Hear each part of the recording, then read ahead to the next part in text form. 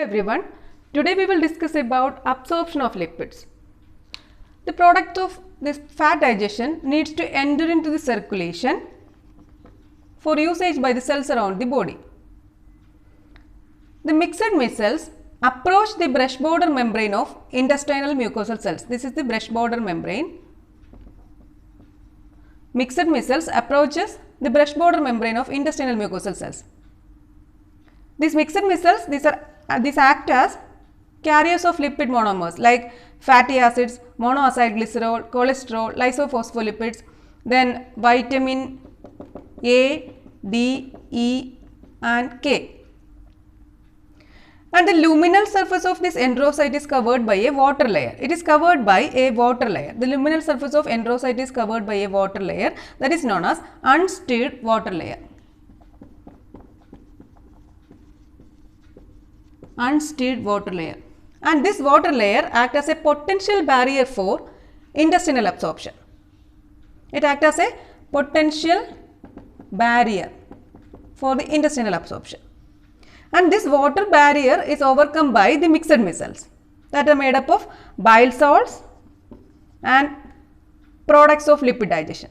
And this bile salts in this mixed micelle, it interact with the water layer and it is taken out. This bile salts in mixed micelles, it interact with this water layer and it is taken out. Then lipid components from the mixed micelles.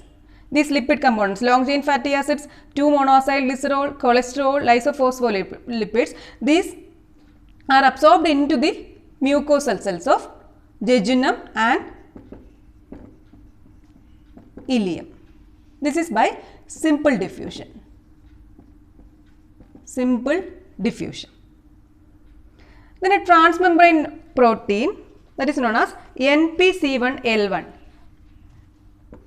NPC1L1 Niemann-Pick C1 like 1 protein. Niemann-Pick C1 like 1 protein. It is a transmembrane protein which is located on the apical membrane of the enterocytes.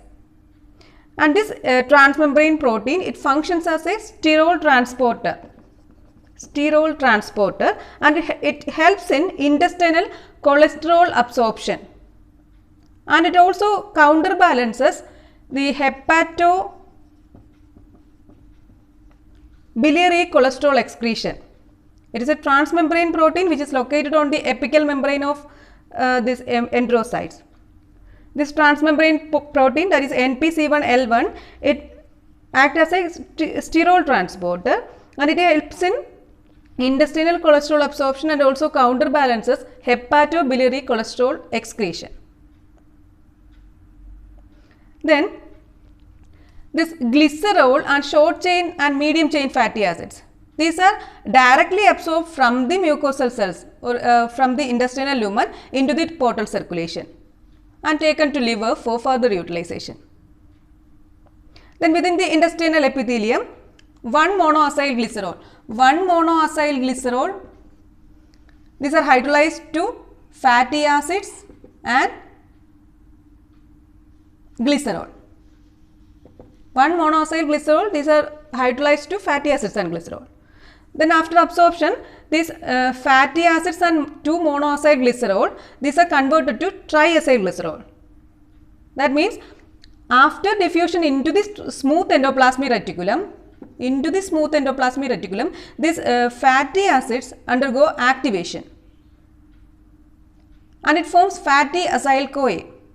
Then fatty acids undergo activation to form fatty acyl-CoA. That fatty acyl-CoA combines with the 2-monoacylglycerol and forms diacylglycerol. Then it forms triacylglycerol. So after absorption, fatty acids and 2-monoacylglycerols are converted to triacylglycerol. Here the enzyme is fatty acyl-CoA synthetase. Here it is acyl transferase enzyme. And triacylglycerols are formed. Then this fatty acyl-CoA combines with the cholesterol and CoA is released and it forms cholesterol ester. Then this lysophospholipid also combines with this fatty acyl-CoA and form phospholipid. So reesterification occurs. So this re-esterification takes place in the cisternae. It takes place in the cisternae of endoplasmic reticulum of mucosal cells. Then these resynthesized triacylglycerol, cholesterol ester, phospholipids, this cannot pass to lymphatics because these are hydrophobic.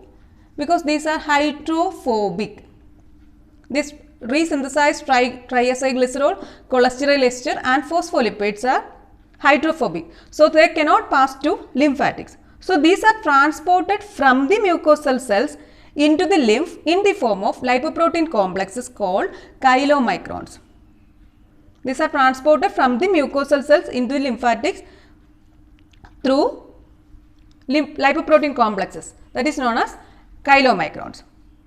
Here, each droplet of hydrophobic triglyceride, it is covered with a layer of hydrophilic phospholipid, then cholesterol ester, then an apoprotein called ApoB48.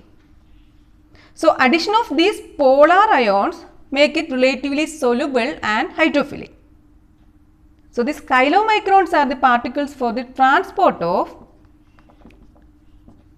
lipids from these mucosal cells into the liver and adipocytes.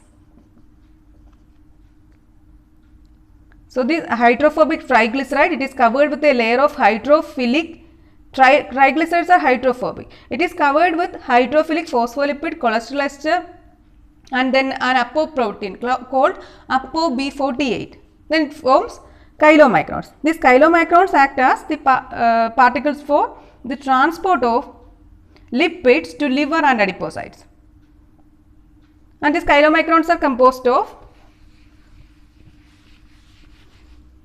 triglyceride, that is about 85 to 95%, then cholesterol and cholesterol ester 2 to 5%, phospholipid 7 to 8%, and ApoB48, that is about 2%. That is the composition of this chylomicrons. Then these chylomicrons pass from the lymph through the thoracic duct into systemic circulation. Chylomicrons pass from the lymph to through thoracic duct to systemic circulation. So this is about absorption of lipids. This is today's topic. Thank you for watching.